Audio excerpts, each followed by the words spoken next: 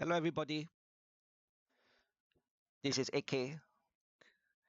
Uh, like what the title of the video says, I'm using my own voice this time instead of using Angmo lady or the Angmo man. Um, I'm already regretting, this is my third attempt at this recording. So difficult. Yeah, Angmo lady and Angmo man, they never make mistakes. They just read the script smoothly, they deliver. But then for me, drop the ball a few times. Well, anyway, I'm doing this finally, because I keep getting requests to use my own voice. Say that my voice very nice lah, the better than Angmo man, better than Angmo lady. I don't believe because I really don't like my recorded voice. I sound like a duck quacking. Yeah, but so many people asking for this. Ever since I started becoming more active in producing YouTube videos slightly more than a year ago, people have been asking, please use your own voice. Then when I met Rusmin, Rusmin say, "Walao, your YouTube video CMI well, the voices you use are also robotic. I don't want to watch your videos Wow, when I hear that from a friend very sad Yeah, so okay lah. This is an experiment, right? If this works out, if people really enjoy my videos more because I'm using my own voice, then maybe I can consider using my own voice for all future video. Then I think we should be democratic about this. If you people really like me to use my own voice, then show me that you like by liking this video. So I have about 1,800 subscribers. Yeah, like it's a baby YouTube channel. And if let's say I can have at least one third of you telling me that you like me to use my own voice. So if I have 600 likes for this video, okay lah, then that is an indication that I should be using my own voice for all future videos. So anyway, about the podcast I did with the fifth person, you see lah, this is why maybe I have to do another recording. But I don't care lah. This recording, even if I drop the ball a few hundred times, I'm not going to do another recording already. Very tiring. After this, I must go and rest my throat. Yeah. So anyway, if you have not watched that podcast that I did with the fifth person yet, go and watch it. Apparently, it turned out to be a blockbuster. Almost 90,000 views within 2 weeks. Um, well, it's not a blockbuster uh, for YouTube lah, but for the local YouTube videos uh, on investments or personal finance, that kind of thing. I think it's a blockbuster. Yeah, because our audience is primarily Singaporean. Yeah, so it's not bad. And on top of that, the Singaporean audience only a very small percentage would be interested in investing and in personal finance. So this is not bad. Yeah. And apparently the most most watched video that the fifth person produced was a few years ago. And that was and that and the star of that video was Rusmin. That was a few years ago, and they have clock up about 90 plus thousand views. So this podcast that we did recently, almost 90,000 views already, and only 2 weeks. So it's definitely a blockbuster. Well, for fifth person anyway. Yeah. So if you have not watched it, go and watch it lah. But if you have a long time reader of my blog, and if you have been to evening with AK and friends before, you notice that the things I say in the podcast, most of the things I say, not new. Yeah, so it's but if you want to just hear my voice, then go and watch it lah. Yeah, where there are strange people. Yeah. So anyway, but when you watch the podcast, it's just like when you read my blogs or when you watch my other YouTube videos, please remember that I'm not allowed to give financial advice. I'm just sharing my story and what has worked for me. I'm just talking to myself, right? And it's also important to remember that I have not always been right. Don't take everything I say as the gospel truth. I've been wrong before. Uh, it's not a secret. Yeah, and what Peter Lynch says, in this business, you cannot always be right. If you're right 6 out of 10 times, you're good. It's not those exact words lah, but you get the idea. And it's also because if if you think like this, right, which is not wrong, it is okay to have a couple of investments in our portfolio, which might not be doing as well as what we think they should be doing, right? But as long as they are fundamentally sound, their day in the sun would come. So it's okay to hold. What you should be more interested in. Sorry, I think I burped just now. Oh, sorry again. Uh, Too much gas already lah.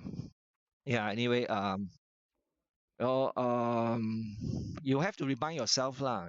Just like I remind myself from time to time, that in the short run, the market is a voting machine. People are more interested in prices. They are more interested in trading the market, and making some gains along the way. There's nothing wrong with this. I'm not saying there's something wrong with this. I was trading the market as well for many years. If you're good at trading the market, then you make some money. It's not a bad thing. you know but when we are investing, we are, or we should be, weighing machines, because we are more interested in valuations. So we are trying to weigh the value against the prices offered by Mr. Market. So we want to buy stocks of businesses when they are undervalued, or at least when they are fairly valued, so that we don't overpay.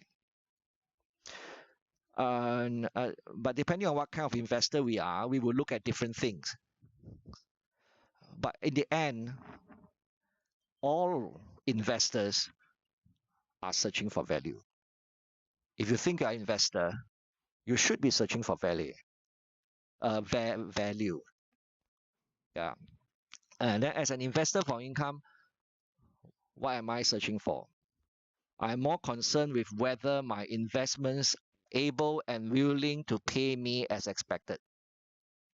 So during market meltdowns, I'm usually pretty calm because I'm not using borrowed money to invest with.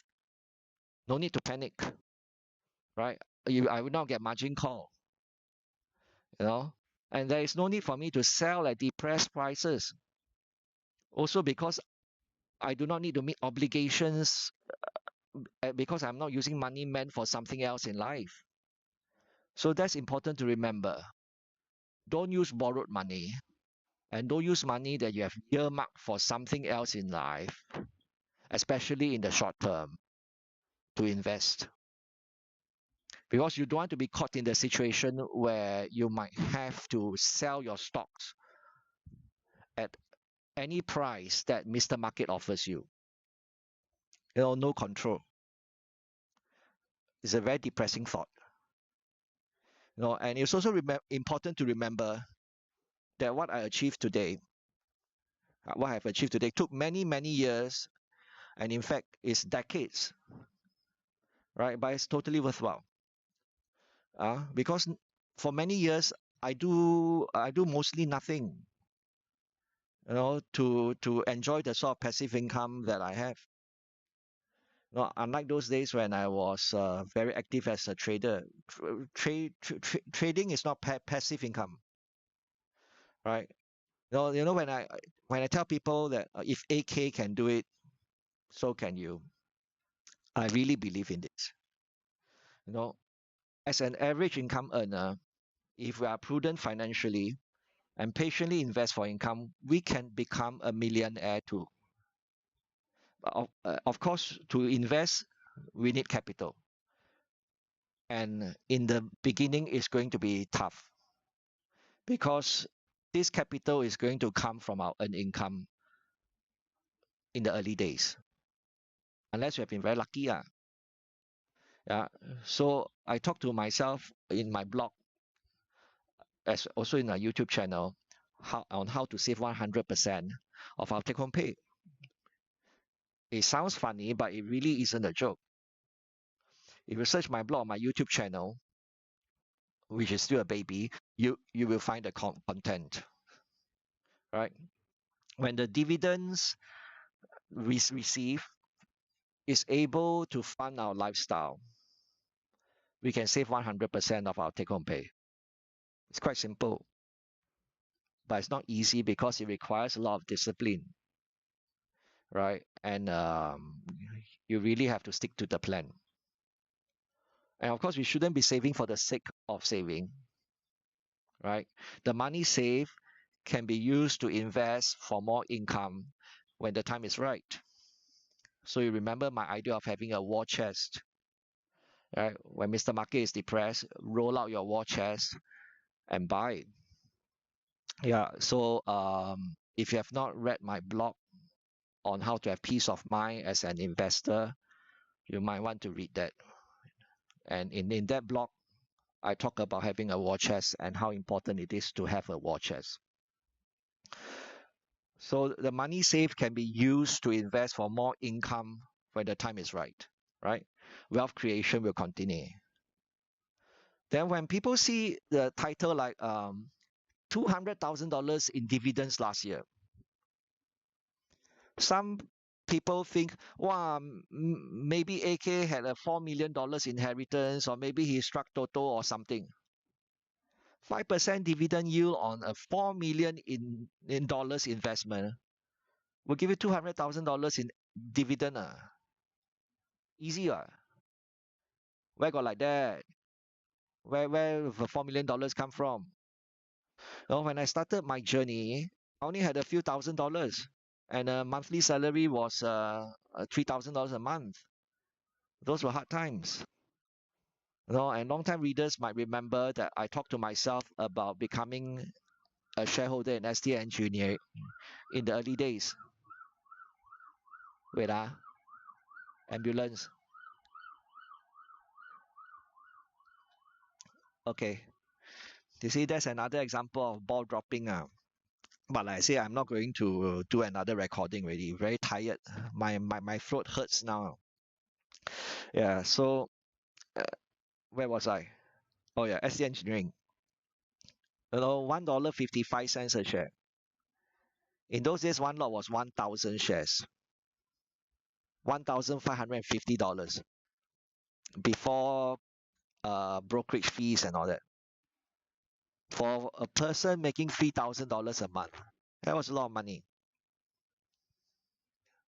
I bought my first lot of ST Engineering shares back then. I still have those shares today. So, what is my dividend yield on those shares today? You see, it takes time.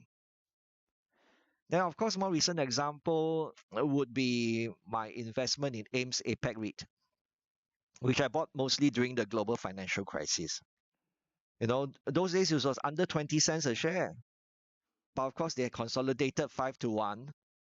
Then if consolidated five to 1, the cost is still less than $1 a share or $1 per unit. And the distribution yield was more than 10% per annum on cost. So you can imagine my investment has been free of cost for many years.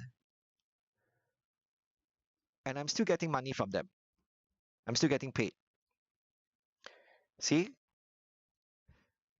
why do you need the $4 million now to generate that $200,000 passive income? Why? If you need, or more accurately, if you want the $200,000 now, of course you need the $4 million now. What I have achieved didn't happen overnight. It took many, many years. I didn't have $4 million 30 years ago, right? So, and then more recently in 2016, for example, I started investing in DBS. Readers will remember, back then I was talking about DBS, DBS, DBS. It was $13 or $14 a share. What's my dividend yield on those shares today? Think about it, right? It takes time. So, and then some people say, oh, just buy and hold. No, not true. There are many examples over the years of how I sold some of my investments, right? If you've been reading my blog for many years, you'll know that to be true, right? And some shares like Old Chunky and Hock Lian Seng, I mean some businesses like Old Chunky and Hock Lian Seng, I sold half of my investment when their share prices doubled, and I kept the balance. So whatever I have now is free of cost. Now, I kept 50% of my original investments because I really like the businesses, and I like the dividends they pay, and it's free money. For me, it's free money. Uh, who doesn't like free money? And some other investments like Lipo Mall Trust and First REIT, right, reduce exposure significantly or sold completely for some very nice gains. And this is after years of very high distribution yields. So you can so I have my cake and I can eat it too. And same thing about Sabana REIT, which I sold many years ago. There was also Soy Build REIT. Then there was a string of divestments after many years of receiving good income, like Saizen REIT, Creases Retail Trust, Accordia Golf Trust. And in all these cases, I had pretty good outcomes. Not only because I was paid meaningful dividends regularly, but also because I invested when they were or when I thought they were undervalued. Because we also cannot count on always having good selling prices. So if you buy undervalued stocks, that gives you a better chance of having a good result.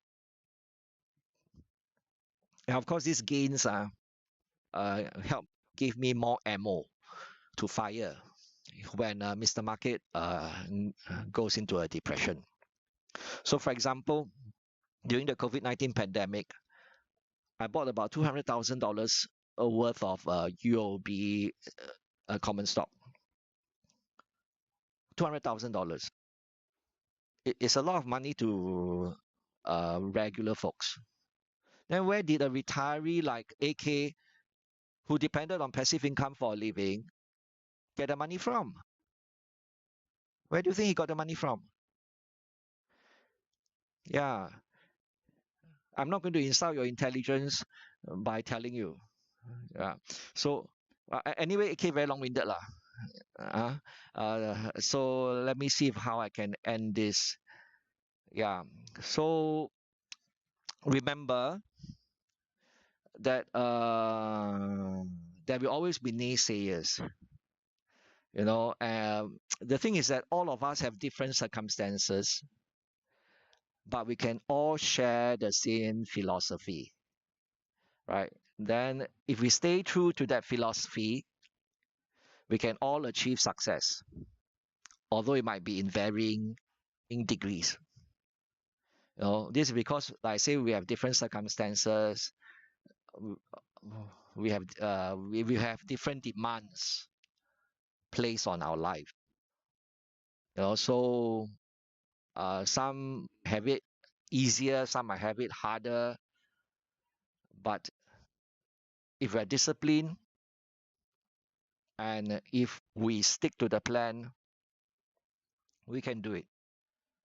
There will always be naysayers, like I say. Some might say, "Oh, wow, alamak, $200,000 dividend income needs a few $1 million in capital. Walao, where to find that kind of money?" Well, AK says to them, if you keep thinking like this, you might never find the money, right? So don't let negative people tell us that we cannot achieve financial freedom. We must believe that we can. I believe that if we do that, this half the better one, right? I truly believe it when I say if AK can do it, so can you. You can do it. Believe it. Gambate.